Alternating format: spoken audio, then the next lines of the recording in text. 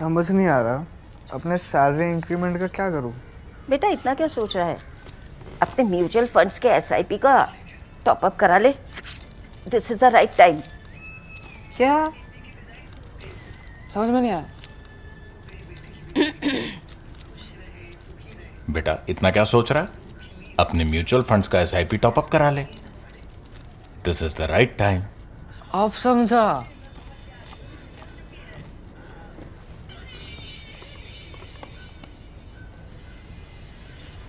Mutual fund investments are subject to market risks. Read all scheme related documents carefully. I'm going to talk briefly along the following axis. One, I will tell you why Soleimani was so powerful. Second, I will tell you a little bit more about Iran and its very peculiar and very unique politics. Then we'll talk a bit about what is the Islamic world today and the politics and the power balance within the Islamic world. Next, something about proxy wars and who is the champion of proxy wars in the world. It's not the usual suspect. I know you are expecting me to name one country in our neighborhood, but not that one. What do the Iranians want and where are they landing up and where might Trump land up? So on these axes, I will talk to you. So first of all, Soleimani, you read about him. He was not just a very powerful general, he was also a very flamboyant general. So he could be seen riding the front of tanks or military vehicles or militia vehicles in the many areas where he was running Iran's wars.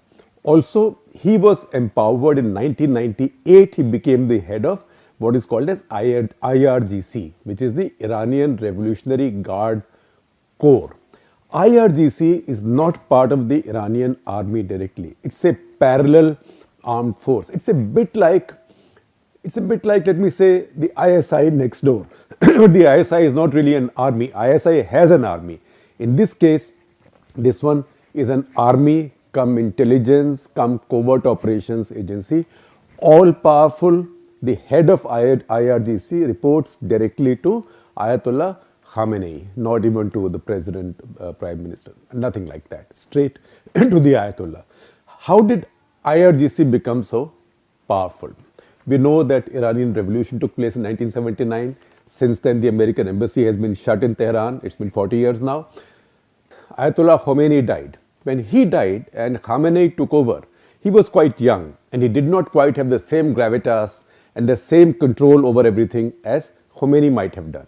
So, to get around it, he decided on his own, smart man, that he also needed to create a hybrid arrangement. We talk about a hybrid government in Pakistan. So in Iran, the strongman himself, the Ayatollah, created a hybrid arrangement whereby he empowered IRGC greatly. So IRGC would become his sword arm. Besides other things, it will also protect and enhance his power. So power of one became the power of two. IRGC became like a force multiplier for Khamenei also, helping him control the politics and power in Iran. In fact, whenever protests have risen in Iran, as they did recently, the force that was used to crush it very brutally was the IRGC. So that is Khamenei's own army. And Soleimani was made head of that force in 1998. So he's been there for 21 years. That's a long time. And he was quite famous. He was known around the world. You should read Dexter Filkins's profile of him in New Yorker magazine. It's quite a profile.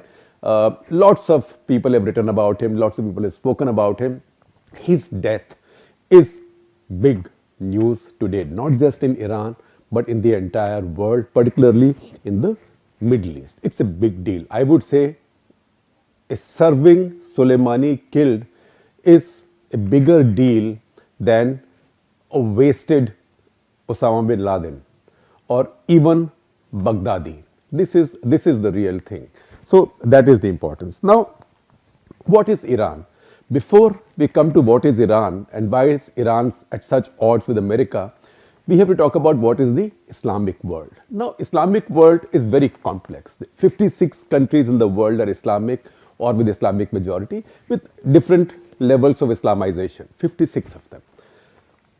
But if you just look at, go to a website, just Google failed states index. So when you go to the failed states index, you will see a very interesting, important point.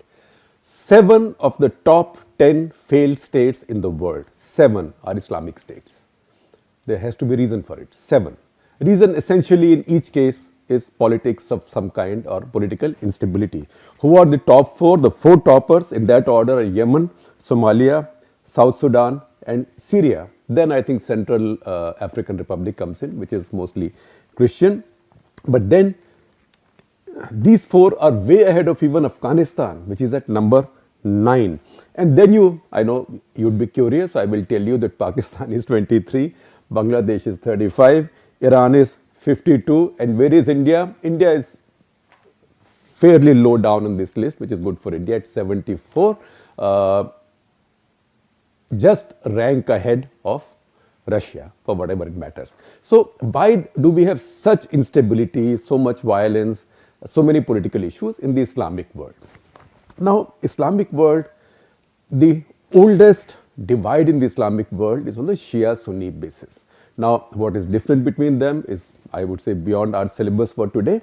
Also, my knowledge on religious issues is limited, and I don't want to read up and hold forth on it because that's a very dangerous thing to do.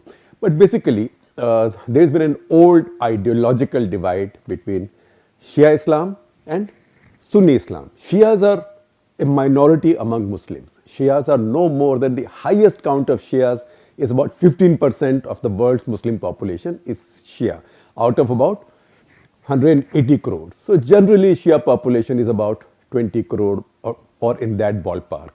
But there are countries in which Shia population is very large.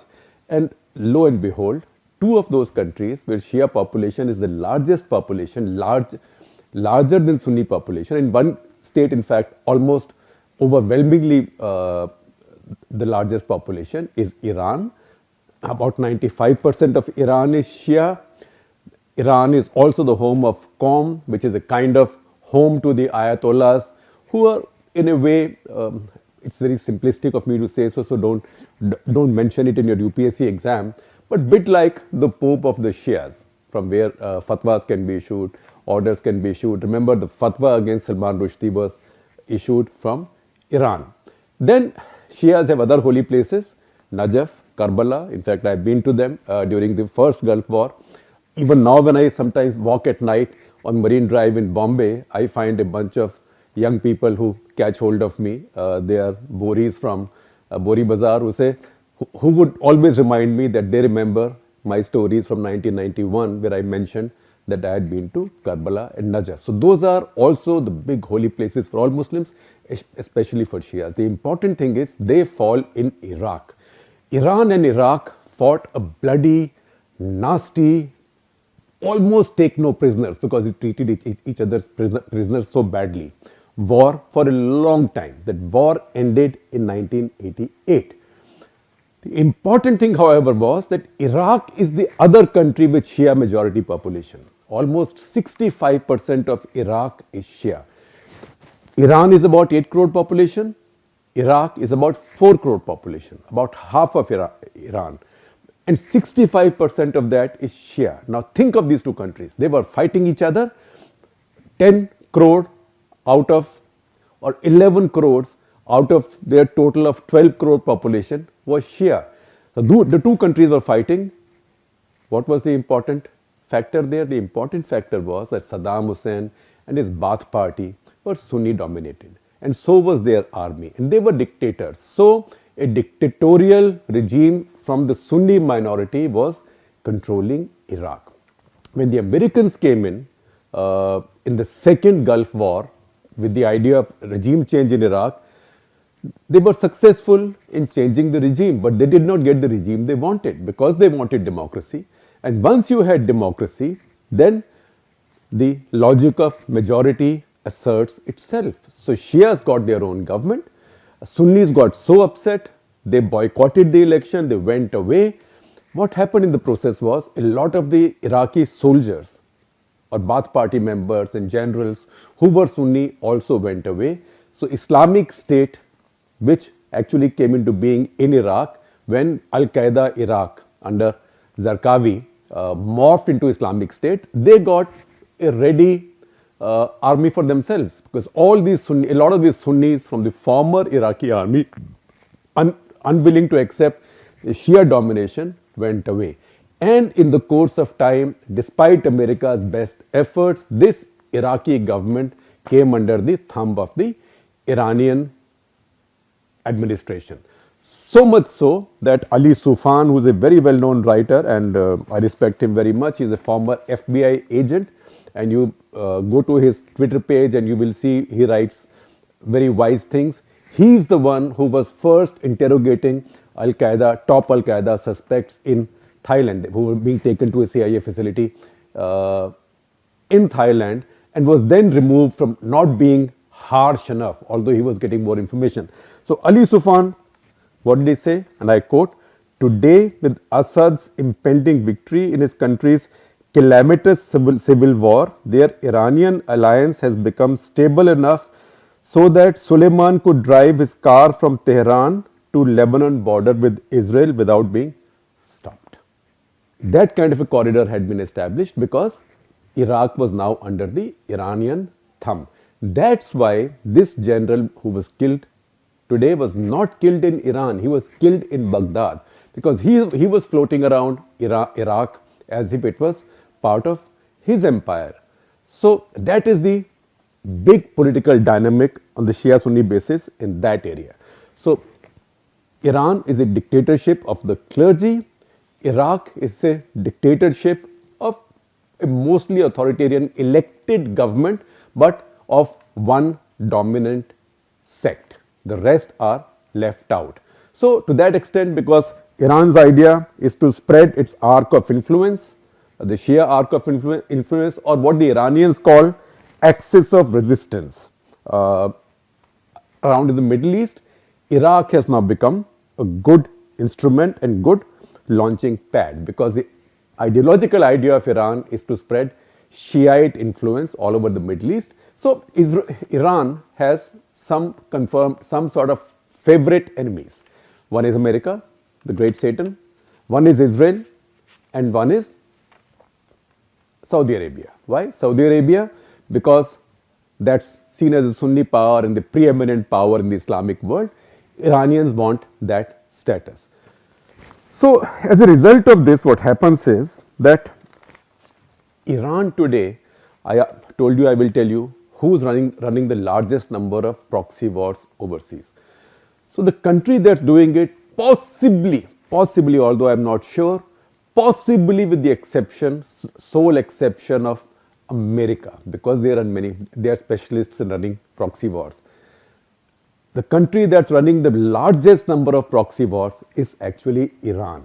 So count their proxies: Assad, Hezbollah, Hamas, Houthis, and the Iraqi government. They are all proxies of the Iranian regime. So when America fights Iran, they are trying to diminish that power, because all these groups are hurting or threatening either America's interests or the interests of America's closest friends, namely Saudi Arabia and Israel. Now, of these proxies, of the completely private proxies, if you take out Syria and Iraqi regimes, the largest is Hezbollah. Hezbollah is today the largest private army or non-state army in the world. It has a regular strength of about 30,000 and maybe with another 30,000 irregulars or reservists. Once again, Iran has chosen Lebanon to build Hezbollah there. Why? One, because Lebanon is poorly governed, the government was weak, and second, Lebanon has a dead heat, 27% Sunni, 27% Shias within their Muslim community.